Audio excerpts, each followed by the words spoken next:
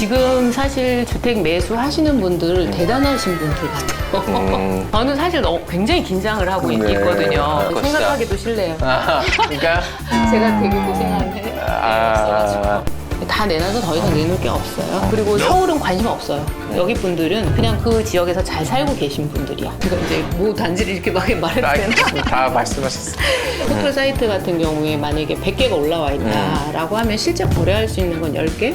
안녕하세요, 브릿지입니다. 오늘은 부동산 시장을 긴급 진단하는 시간을 한번 가져보겠습니다. 부동산 시장 전문가인 이출란 오비스트 본부장님 모셨습니다. 안녕하세요. 네, 안녕하세요. 본부장님 모시고 이 6월 이후 주택 시장이 어떻게 변할지 좀 여쭙겠습니다. 지금 시장에서 가장 궁금할 것 같습니다. 이게 하락하고 있다는 소식들이 계속 들려오는데 실제로 6월 이후에 더 하락할지 아니면은 이게 저점이어서 다시 반등할지 뭐 이 의견이 많이 갈리는 것 같아요. 그래서 본부장님은 좀 어떻게 보시는지 좀 들어보도록 하겠습니다. 주택 가격이 쉽게 올라가기는 어렵다고 저는 판단을 지금 하고 있고요. 지금 기준금리하고 또 시장금리는 네. 좀 다르잖아요. 15억 이상의 지금 대출 규제, 9억 이상의 대출 규제가 있어서 거의 지금 멈춰 있다고 보고요. 제가 지금 사실 주택 매수 하시는 분들 대단하신 분들 같아요. 왜요? 네, 왜? 저는 사실 굉장히 긴장을 하고 네. 있거든요. 그런데 가서 이렇게 사인하시고 그러신 분들을 보면 어떤 생각을 갖고 지금 계약을 하시는 건지. 2008년부터 2013년 금융위기 이후 네. 13년까지 하락장이었잖아요. 네, 맞습니다. 그런 하락장이 또 온다고 보세요?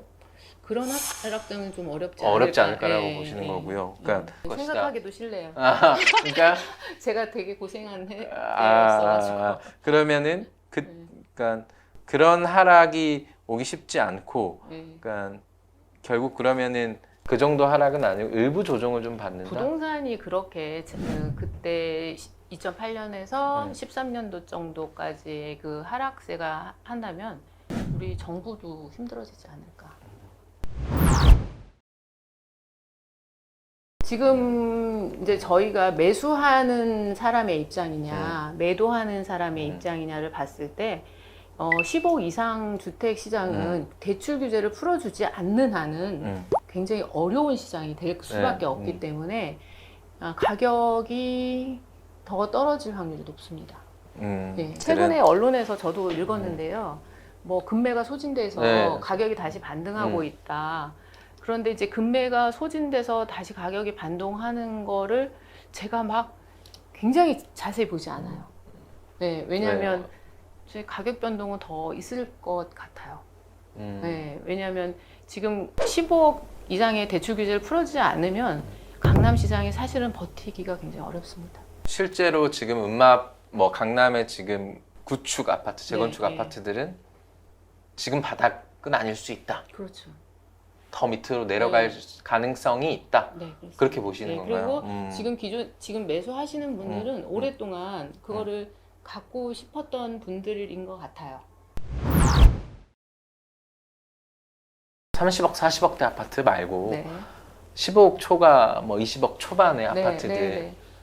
지금 가격 계속 떨어지고 있는데 그쪽 잠실이죠. 뭐 그거 그럼 뭐, 얘기하면. 그러니까 이게 뭐 15억 밑으로까지도 떨어질 수 있는 건가? 그러니까 15억 밑가고는 굉장히 그 15억하고 기준선이 이제 될 텐데 기준선이 되죠. 될 텐데 네, 지금 그럴 수 굉장히 우리가 9.13 대책 이후에 그 한 6개월간 집값이 떨어지면서 사실 그렇게 떨어졌었죠. 네. 그러면 13, 14억까지 막 이렇게 내려갔었는데 그래서 잠실 같은 경우에 작년에 굉장히 가파르게 올랐어요. 그래서 그냥 평균적으로 봤을 때 5, 6억이 오른 상태고 코로나가 만약에 뭐 다시 재발한다라든가 이런 그 문제점이 나오게 되면 가격은 뭐 더 떨어질 수밖에 없겠죠. 이게 그래요. 경기 악화가 이제 지속된다는 뜻이잖아요. 그러면 경기가 안 좋은데 집값이 계속 올라갈 수는 없거든요. 근데 그 안전선이라는 기준이 지금 이제 초등학교 뭐 학교 애들 개학을 하잖아요.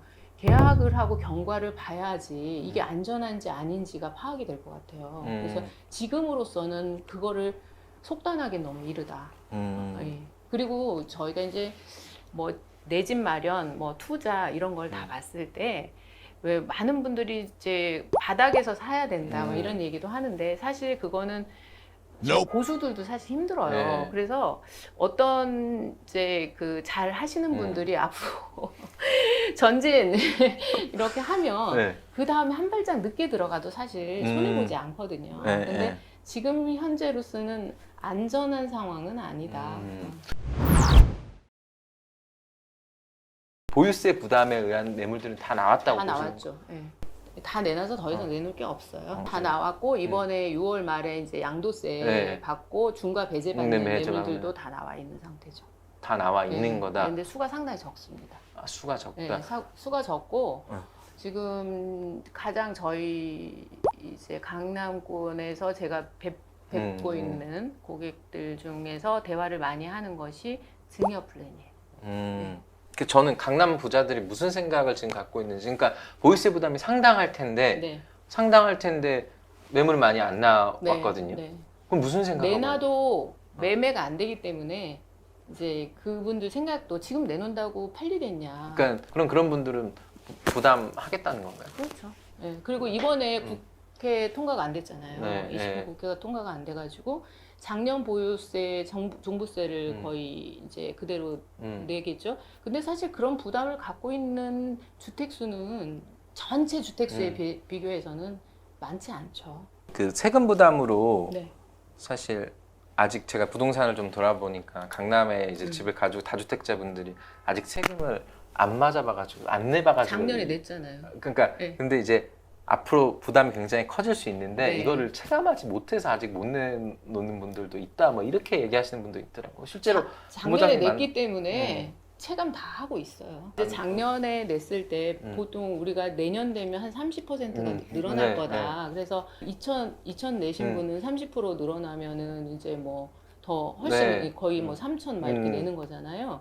그런데 이번에는 이제 팔고 싶었어요. 사실은 6월 달까지 팔고 싶었으나 상황이 시장 상황이 너무 안 좋으니까 내놔도 제대로 된 가격을 받지 못하는 상황이 되고 그리고 전세로 전환하면서 이제 갖고 계신 주택 중에서 일부 어떤 분들은 예를 들면 전세로 전환을 해서 그 돈을 종부세 내야 되겠다 이러신 분들도 계시고요.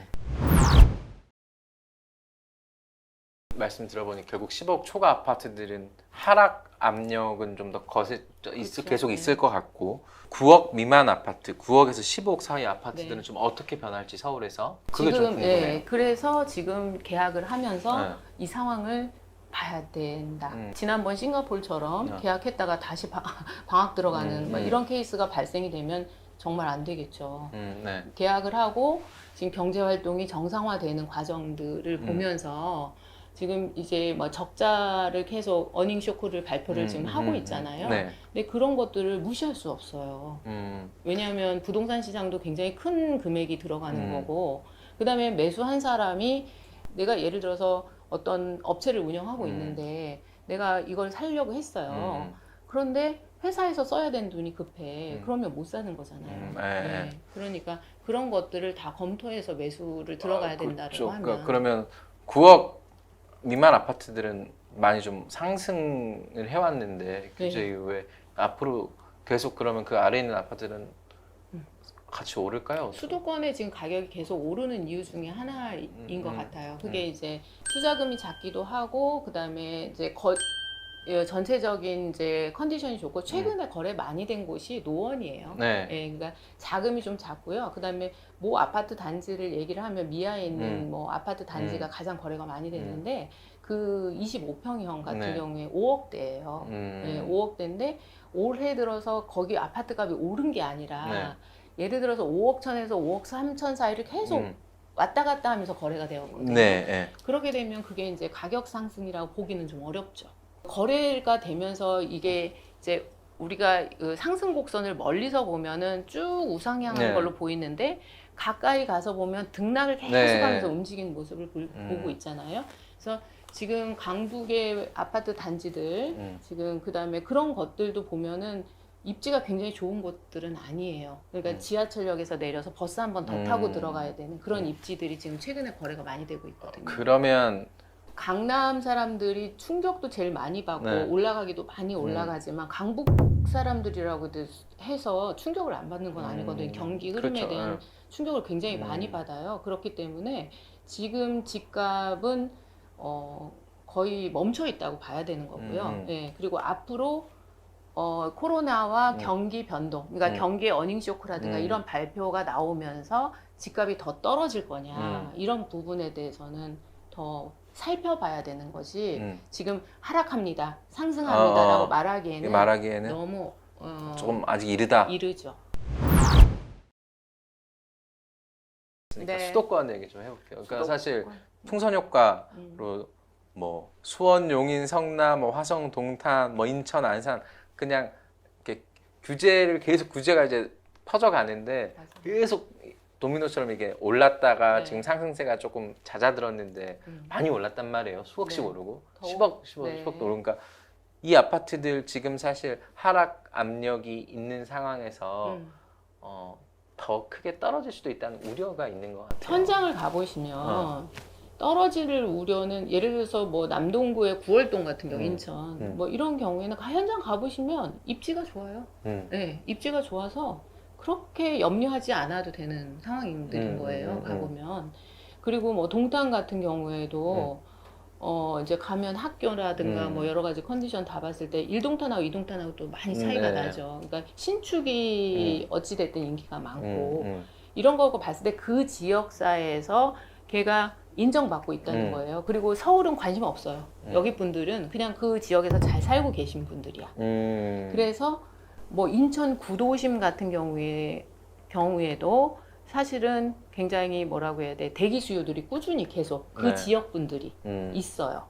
네, 그러니까 오히려 그 검단 신도시나 이런 곳들하고 그 안쪽으로 뭐 김포라든가 이런 지역들이 조금 나중에 어떻게 엑시트 하실 건지 고민을 해야 되는 부분이고, 구도심을 가보면 굉장히 사람들도 많이 다니고 그래서 저희가 이제 연수구, 송도 같은 곳도 이제 집값이 계속 오르고 있잖아요. 그런 곳에서 사람 구경 못 하다가 인천 구도심에 들어오면 와, 이제 사람 다니네. 이제 이런 이야기를 하고 수요들이 꾸준히 있어요. 많이 올랐던 이 수도권 지역들 과거에 2008년부터 2013년까지는 큰 폭으로 떨어졌었잖아요. 그럼 그런 경험을 우리가 또 하지 않을 거냐라는 3기 신도시의 공급이 크게 좌우할 것 같아요. 3기 신도시의 공급이 빨라진다면 그 수도권을 투자하려고 만약에 정부가 막 공고 나오고 하잖아요. 이제 뭐 분양권 청약 공고 같은 게 나오고 이러면 그분들이 거기를 안 보겠죠. 이 3기 신도시보다 먼 지역들을 좀 덜 보겠죠. 그렇게 되면 아무래도 그런 영향이 있을 거고, 그 다음에 계속 그 교통 호재로 인해서 신한사설이나 GTX나 이런 호재들이 있어서 집값이 오른 지역들은 그걸 또 유지할 테고, 그래서 각 지역마다 다르기 때문에 일단은 비싼 게 좋아요, 사실은. 그리고 지금 이렇게 오른 지역들 같은 경우에는 이유가 있더라고요. 현장 가보면. 지금 상황으로는 그렇진 않은 것 같아요. 지금은 아직 그렇게 충격을 받을 상황은 아니고요. 제가 이제 수도권을 계속 지금 현장을 다니고 있기 때문에 그러면은 이제 이거를 매수할까요? 라고 제가 물어봐요. 그쪽 부동산들한테. 저희가 매수할게요. 그러면 가격 조정이 안 돼요. 지금 현재 가격 조정이 안 되고 있어요. 이제 팽팽한 기싸움, 매도자 매수자의 팽팽한 기싸움, 그리고 지금 9억 미만이라든가 뭐 10억대 초반 이런 가격들은 뭐 유지가 될 것 같습니다. 당분간. 실수요자들 어떻게 준비를 하는 게 좋을까요? 실수요자들은 일단 공부를 하셔야 돼요. 공부를 하셔서 내가 좋은 주택, 사실은 내가 실수요자면 지금까지 주택을 매입을 안 하고 이제 뭐 결혼해서 더 매입하시려고 하는 분들도 있겠으나 그분들이 지금 전혀 준비가 안 되어 있으면 뭐 3기 신도시를 기다리는 것도 아니고 내가 가점이 많은 것도 아니고 그런 해당 사항이 없으면 해서 지금 교통 호재가 좋고 이런 곳에 저는 매수를 권하고 싶어요. 실수요자들은 하셔야 합니다. 강남권에서 최근에 거래 많이 된 것 중에 대표적인 곳이 도곡렉스리거든요. 네. 도곡렉스리 왜 좋냐면 그 단지, 네. 단지에 이런 것도 제가 이제 뭐 단지를 이렇게 막 말해도 되나? 다 말씀하셨어요. 이제 단지 전체가 이제 컨디션도 좋고요. 그다음에 좋죠. 앞에가 바로 이제 학원가예요. 한티역 인근 바로 그 대치동 뒤가 학원가. 학원가고. 그래서 그런 전체적인 컨디션을 봤을 때 항상 우리가 스테디셀러라고 하죠. 네. 꾸준하게 거래되는 그런 단지 중에 하나로 보이고 있습니다. 그래서 결국에는 여러 가지 호재도 많이 작용을 하지만 입지의 탁월성이 결국에는 이 집값에 영향을 미치기 때문에 그래서 뭐 음마도 서로 살려고 하시는 거고 그럴 것 같아요. 그래서 그런 것들을 예의주시하고 각 지역마다 그런 곳들이 있습니다. 예, 그래서 서울까지 굳이 안 오셔도 예, 각 지역의 랜드마크 주변을 자세히 살피시는 게 필요하다. 그래서 동탄, 광교 뭐 이런 곳들이 지금 막 10억대 다 넘어가고 그다음에 남양주도 막 8억, 10억을 하고 그런 것들을 보면은 강남만 보지 마시고 각 지역의 좋은 지역들을 공부를 하시는 게 필요하다. 그래서 은평구도 마찬가지입니다. 엄청 좋아지는 곳들이 있잖아요. 그런 곳을 보시면 내가 꼭 강남까지 와서 막 모든 것을 다 가져가려고 하는 건 너무 어려워요. 네. 그러니까 각 지역들의 그 랜드마크를 차지할 곳들을 살펴보시는 것이 굉장히 중요하다. 강남 그래서 구축 조정은 이번이 마지막일 거다라는 말씀을 그리고 이제 수 있다. 예, 그 말씀. 재개발 그렇게 막 여러 가지 인센티브 주고 그다음에 용적률 주고 이러면 이제 강남 재건축을 안 할 수가 없죠. 지금 강동의 일부 지역, 그다음에 송파도 엄청 지금 이걸 기다리고 있는 것들이 많거든요. 그리고 이제 강남, 서초 이렇게 이제 사구들 보면 이제 갈 때가 되지 않았을까. 물론 안전진단 통과하지 않은 뭐 단지들 있잖아요. 송파에도 있고 말이에요. 그런 단지들은 좀 지연이 되겠죠. 근데 지금 조합 설립을 준비하거나 조합 총회를 하거나 설립을 위한 총회를 하거나 이런 단지들이 있어요. 네. 그런 단지들은 이제 가야 되지 않을까. 그런 단지들은 좀 면밀히 지켜보다가 그렇죠. 본인이 왔다고 생각이 들면은 장기적으로 봤을 때는 이제 저는 큰 지금 이득이 될 수도 있다. 그러니까 강남은 좀 액수가 크고요. 송파 지역 중에서 그런 정도의 그 이제 초기 단계, 조합 설립이나 이런 단계들의 아파트는 매입하셔도 괜찮다. 그러니까 이번 조정기를 좀 보시고 매입하시면 어떨까 이런 생각이 들어요. 일단은 그 강남 쪽에 공급이 별로 없어요. 네, 그래서 강남은 두 가지예요. 그러니까 이게 주택으로서의 기능도 하고 그다음에 지위제로서의 기능도 합니다. 제가 그리고 이제 그 말씀하신 것처럼 음마를 막 이렇게 사시는 분 중에서도 난 정말 저걸 사고 싶어 라고 생각해서 사시는 분들도 있어요. 지방에서 올라와서 매수하시는 분들도 계시기 때문에 그래서 그런 역할을 사실상 하고 있어요. 강남 아파트들이. 새로운 주택의 공급이 이제 강남권에 없기 때문에 제가 둔촌주공 입주하면 없다 이렇게 말씀드리고 있거든요. 둔촌주공 입주하면 거의 그쪽에는 이제 다 끝나서 없고 그렇게 되면 그 희소 가치는 더 커지지 않을까. 연말에 사실은 이제 세법이 바뀌면서 내년 20년 1월 1일 양도분부터 장기 보유 특별공제가 바뀌잖아요. 그러니까 1년에 보유 4%, 그다음에 1년 거주 4% 바뀌기 때문에 2년 실거주를 만약에 강남 지역에서 했다면 그 80% 장기 보유를 받을 수 있는 마지막 기회이기도 해요. 그래서 저희가 이번 12월 즈음 해서 꼭 팔아야 되는 분들이 좀 있어요. 이번 아마 그분들은 여름 보내면서 이제 타진을 하실 것 같아요. 사실상 그렇게들 이야기들 많이 하고 계세요. 그 대상이 되는 물량이 꽤나 되나요? 물량이 되죠. 그래요. 지금은 사실 세금 부담 때문에 나오는 건 많지 않았잖아요. 근데 그게 시장 상황이 지금은 굉장히 안 좋은 상황인데 이게 만약에 하반기에 회복이 된다면 그분들도 적절한 가격에 매도할 수 있는 기회이기 때문에 이 7월이나 이때를 상황을 보면서 왜냐하면 보통 2달, 3달 정도의 잔금 기간을 거치잖아요. 네. 근데 12월 말까지 잔금을 등기 이전을 해야 되기 때문에 그렇게 된다면 한 10월, 9월 이때 매물들이 나오는 것들이 있을 거예요.